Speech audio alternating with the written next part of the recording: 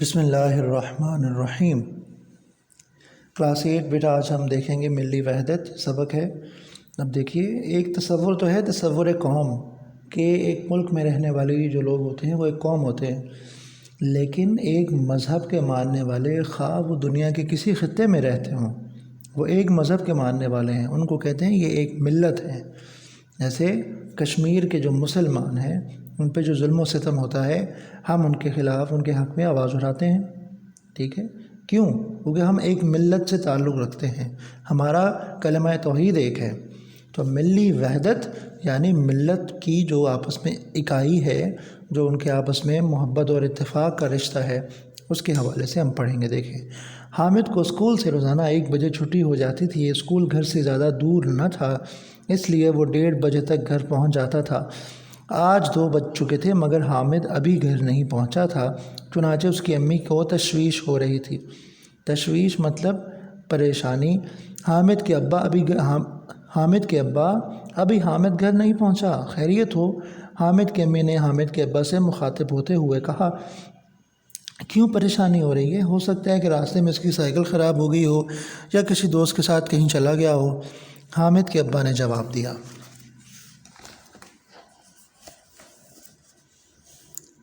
ابھی یہ باتیں ہو رہی تھیں کہ حامد گھر میں داخل ہوا۔ بیٹا کہاں رہ گئے تھے؟ امی نے حامد کو دیکھتے ہی کہا، امی راستے میں شہر بھر کے کالج کے طلباء احتجاجی مظاہرہ کر رہے تھے، اس وجہ سے پولیس نے سڑک بند کی ہوئی تھی۔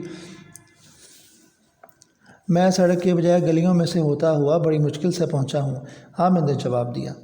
بھائی کیسا مظاہرہ؟ حامد کے ابا نے پوچھا۔ 2 دن پہلے جمعہ کے دن مسجد اقصیٰ کے باہر اسرائیلی فوجیوں نے ان نہتے فلسطینیوں پر گولی چلا دی جو جمعہ کی نماز ادا کرنے مسجد کے باہر جمع ہو رہے تھے۔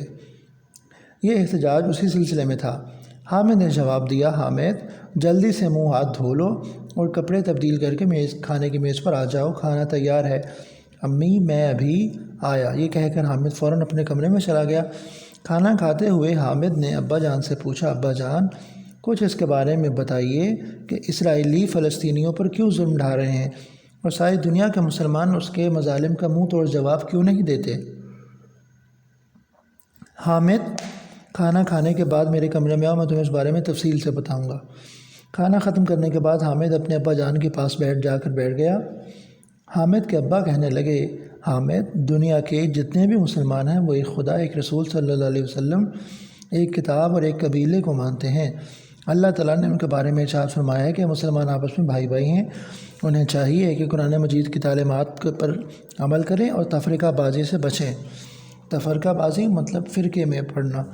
ہماری اسلامیات کی کتاب میں یہ لکھا ہوا ہے کہ نبی اکرم صلی اللہ علیہ وسلم کا ارشاد ہے، امت مسلمہ کی مثال ایک جسم کی سی ہے، المؤمن للمؤمن کالبنیان۔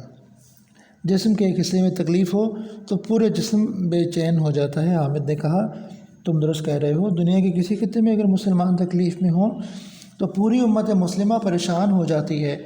مولانا ظفر علی خان کہتے ہیں، اخوت اس کو کہتے ہیں چبھے کانٹا جو کابل میں، تو ہندوستان کا ہر پیر و جواں بے تاب ہو جائے۔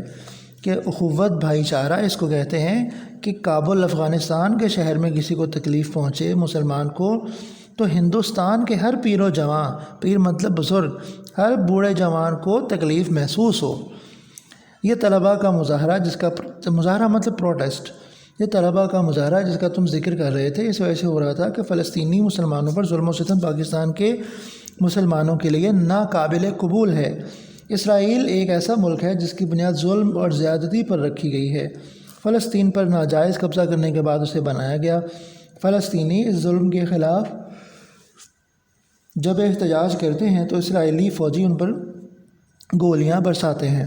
جب عالم اسلام سے اس کے خلاف مؤثر آواز نہیں اٹھتی، مؤثر مطلب طاقتور، جو اثر رکھتی ہو، تو اسرائیلی حکومت کا حوصلہ مزید بڑھ جاتا ہے۔ حامد کے ابا نے گفتگو کرتے ہوئے کہا، ابا جان کیا وجہ ہے کہ مسلمان تعداد میں 1 ارب سے زیادہ ہونے کے باوجود دنیا کے مختلف علاقوں میں جبر و ظلم کا شکار ہیں؟ حامد نے ابا جان سے پوچھا۔ سوال کا جواب دیتے ہوئے حامد کے ابا کہنے لگے، بیٹا امت مسلمہ کی بدقسمتی ہے کہ اس میں خاندانی اور نسلی فخر اور تفرقہ بازی شامل ہو چکے ہیں، جس سے اس امت کے اتحاد اور یکجہتی پر برا اثر پڑا ہے۔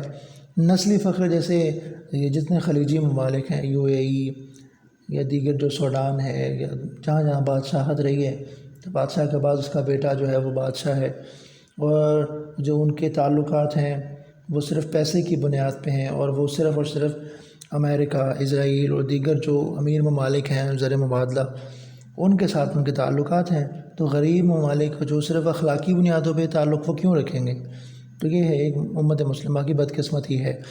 ابا جان، کیا مسلمانوں کے اتحاد کے لیے کبھی کوشش نہیں کی گئی؟ حامد نے پوچھا۔ پہلی جنگ عظیم کے بعد سب سے زیادہ نقصان مسلمانوں کی ملی وحدت کو پہنچا، جس سے ان کی فوجی، معاشی اور سیاسی طاقت کو بہت زیادہ نقصان ہوا، کیونکہ سلطنت عثمانیہ کو توڑ دیا گیا تھا۔ اس صورتحال میں عالم اسلام کے مختلف علاقوں میں مسلمانوں کے اتحاد کی آوازیں بلند ہونے لگیں۔ مصر کے علامہ رشید رضا، افغانستان کے جمال الدین افغانی، ہندوستان کے محمد علی جوہر اور علامہ محمد اقبال، مراکش کے F عبد الکریم اور تیونس کے جناب سنیوسی اسلامی دنیا کے وہ مفکر تھے جنہوں نے مسلمانوں کے اتحاد کا نعرہ لگایا۔ چنانچہ 1926 میں مکہ مکرمہ میں مختلف اسلامی مفکرین کا اجلاس ہوا، جس میں عالم اسلام کے مسائل پر غور و فکر کر کے ان کے حل کی تجاویز مرتب کی گئیں۔ اسی اجلاس میں ایک ادارے کی بنیاد رکھی گئی جو معتمر عالم اسلامی کے نام سے مشہور ہے۔ یہ ادارہ مسلمانوں کی فلاح و بہبود کے لیے کوشاں ہے۔ ابا جان، اس کے علاوہ کوئی اور مسلمانوں کی تنظیم بھی ہے جو عالم اسلام کے مفاد کے لیے کام کر رہی ہو؟ ہاں بیٹا، تنظیم عالم اسلامی OIC، جس کے تحت مسلمان ملکوں کی متعدد سربراہی کانفرنسیں ہو چکی ہیں۔ ان کانفرنسوں میں مسلمان ملکوں کے سربراہ مسلمانوں کو درپیش سیاسی اور معاشی مسائل ان کے حل پر غور و فکر کرتے ہیں۔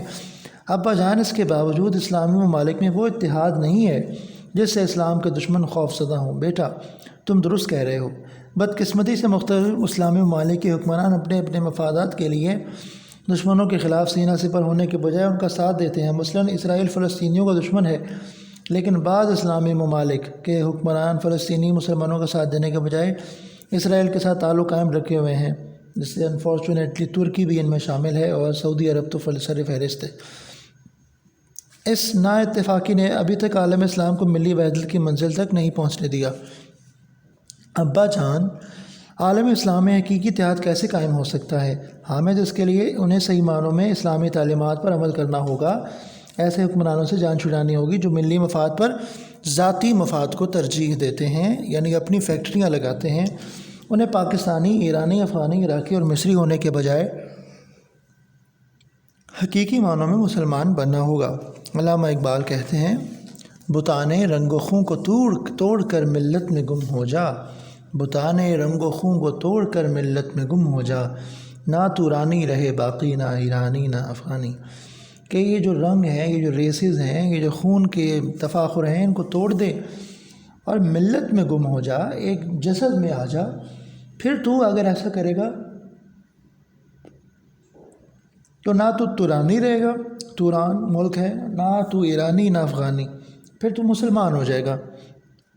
ابا جان، بہت بہت شکریہ۔